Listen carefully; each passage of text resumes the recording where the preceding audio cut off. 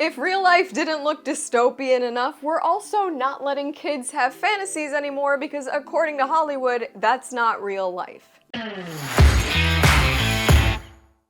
Hey y'all, SnarkyJay cosplay here. So a few weeks ago, we got the latest live-action Disney film, Lilo and Stitch, and there was a lot of controversy surrounding it. If you haven't seen the film or haven't heard of the controversy, essentially the main message of the original Lilo and Stitch from 2002, which is a beloved animated classic, the message is simple. Ohana means family, and family means nobody gets left behind or forgotten. The entire film revolves around not leaving behind your family, whether it's your blood relatives or your found family. The point is, you're supposed to stick together. And all things considered, I think that's a beautiful message, not just for kids, but for humanity as a whole, to take care of your people and to stick together no matter what. So 23 years later, we get this live-action remake where Nani, the big sister in the film, basically relinquishes her little sister to the state in favor of going to college. Now, Disney knew the optics for this were really bad, so they tried to find a loophole. See, what makes this a complicated issue is that Nani does not have some big college dream in the original film like she does in this one, so that was once again Hollywood just stirring the pot and mixing in things that were unnecessary. The original also paints a sibling relationship that's admittedly chaotic, as they usually are, but it's cute and it's charming and it shows two people that are really struggling to stay together. And in this one, we get a poorly acted film where the older sister seems consistently exasperated with the younger one and probably had no intention of ever keeping her to begin with. The ending of the original sees the family sticking together. Stitch gets to stay on Earth with Lilo and Nani. Lilo and Nani have managed to prove to the state that they are connected and that they need each other, and now they get to put together their family once again. And the ending of the remake is just a little bit different, and the director has just come out to defend it. At the end of the live-action Lilo and Stitch, Nani ends up accepting an offer to go study none other than marine biology, which is probably very easily studied on an island like Hawaii, but she's gonna go study it in California. And because she's gonna go study it in California, that means that she has to leave Lilo with a foster family. But no worries, they really thought of everything with this remake because they came up with a random neighbor character who's now going to look after Lilo while she's gone. And on top of that, they happen to leave Nani an alien portal gun so she can walk back and forth, essentially through a portal, anytime she wants. And that was their best defense for this film. All of these changes that really didn't need to be made at all because, again, they had a perfect blueprint, a movie about family that wasn't Fast and Furious and was perfect. They didn't need to add any of this because they essentially created problems that then they needed to solve in their own way and then tried to justify needlessly. A lot of people defended that choice at the end of that movie, and they argued with a lot of YouTubers like myself who saw it as Nani relinquishing Lilo to the state. Well, she's with their neighbors. Right, but if their neighbors are fostering her, they're still going through the state, at which point if the state and the government chooses to do something stupid, which they so frequently decide to do when it comes to children and families, well then it means Nani would be up Schitt's Creek without a paddle, and if they chose to remove Lilo from the neighbor's care, they could. Without getting overly technical though, we gotta talk about the sentiments of a lot of people in Hollywood. See, the director Dean Camp, who ultimately made this choice, he came out and defended it and said that in real life, people get left behind. And that's why he felt it was important to put this into this movie, because speaking realistically, people get left behind. Is he right? Yeah, absolutely. People get left behind in all kinds of circumstances. A lot of families get broken up. Not everybody gets to stay together. But did we remember that this is a kids movie? This is what drives me nuts, is that they're willing to justify nonsense by going, it's a kids movie, you're looking too far into it.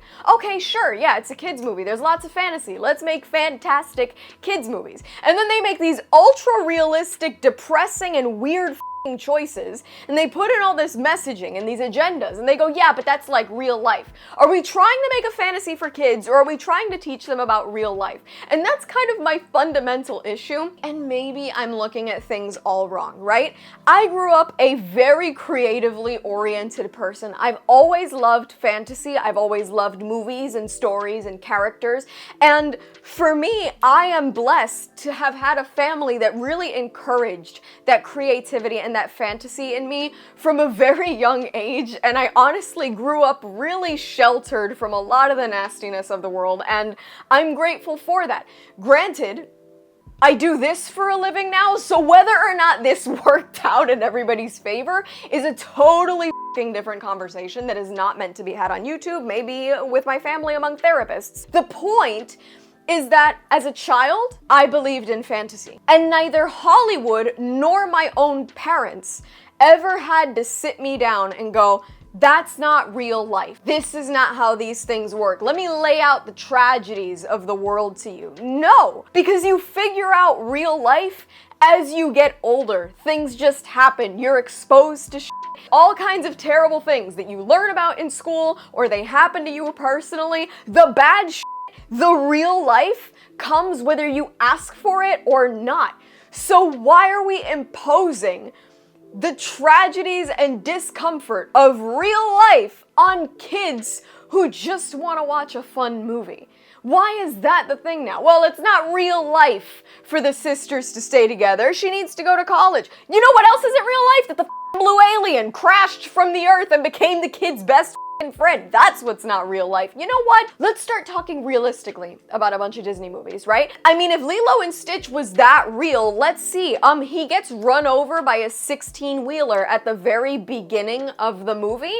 I don't know how many people have had a pet turn into roadkill, but they could have rolled the credits right there. Hey kids, if your pet gets hit by a car, you're gonna find him dead on the sidewalk. Good luck with that. That's reality. You wanna get real? Let's get real. The Cars universe is inherently horrifying because I don't know how many people know anything about NASCAR, but most NASCAR cars end up getting completely deconstructed and reassembled at the end of every race, which would probably be deeply traumatic for the race cars in those movies. Boo from Monsters Inc. should definitely be undergoing psychotherapy. Anna from Frozen should definitely have frostbite and would more than likely be missing a few digits. Beauty and the Beast, I'm pretty sure when Belle got back to that provincial town, she probably would have been flogged for bestiality. I don't think I even need to talk about Pocahontas. Maybe they could redo Bug's Life, where instead of having Kevin Spacey play a malevolent grasshopper, which sounds scarier now than it did 20 years ago, why don't we just have the movie end 10 minutes in because somebody sprays their yard with ant killer and that's the end of it? The Incredibles actually ends halfway through because most marriages now end in divorce, so why the would they have to stay together? In Ratatouille, Linguini could definitely catch rabies from Remy and die a miserable death really early on. I mean, seriously, you get my point here, right? Is that if we're getting that realistic with kids' entertainment, then let's get really realistic. Let's just traumatize them. Let's just show them that the world is war-torn, people are problematic, and we live in a society that is crazier by the minute. Let's do that to them. Let's not let them think about romance and Disney princesses and cute little talking characters. No, we gotta be real with them, right? Send the kid into the foster system, because that's real life. F off. I don't understand why we now live in a world where we need to impose so many realities on children that are unpleasant. I'm not coming at it from a moral perspective, but realistically, shouldn't we let kids have a few years of whimsy before they start having to ask themselves questions about the meaning of life and responsibility and all that shit?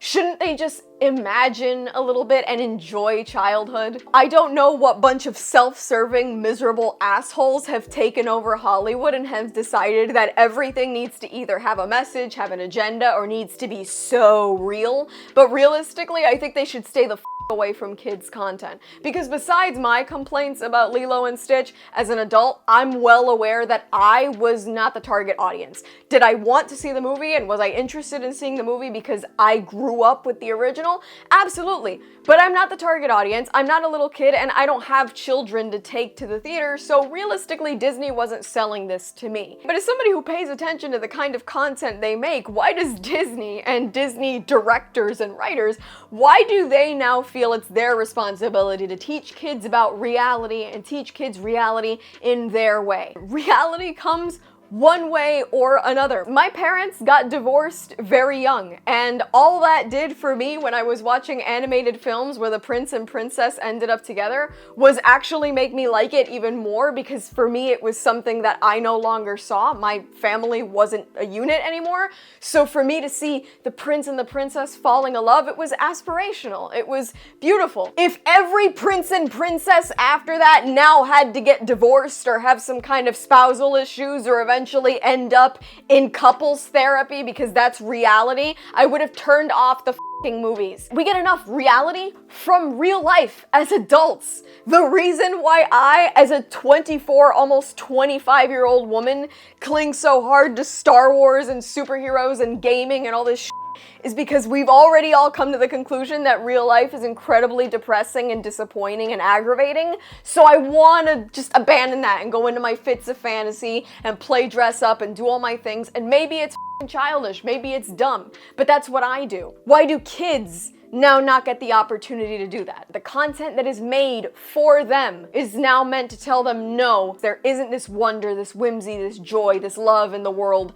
I gotta teach you about real life. No, get the f*** out of here. Real life is gonna teach its own lessons. The people in your life will teach you the lessons you need to know. Let the kids enjoy something. And the fact that anybody in Hollywood thinks it's their job to come and educate anybody else's f***ing children because it's real life is kind of f***ing pathetic. It to me is just proof of an inherently miserable director with nothing better to do than to on a classic because he had something he needed to say. Honestly, I don't even know if there was a point to this rant, but I just really wish that Hollywood would stop taking the fantasy out of fantasy films. Cartoons are already an inherently prettier, more fantastical kind of medium for children's content, and they're already taking that away from them and just giving them live action remake after live action remake. And now we also can't even add the fantasy of like, yeah, everybody stays together and the alien gets joy.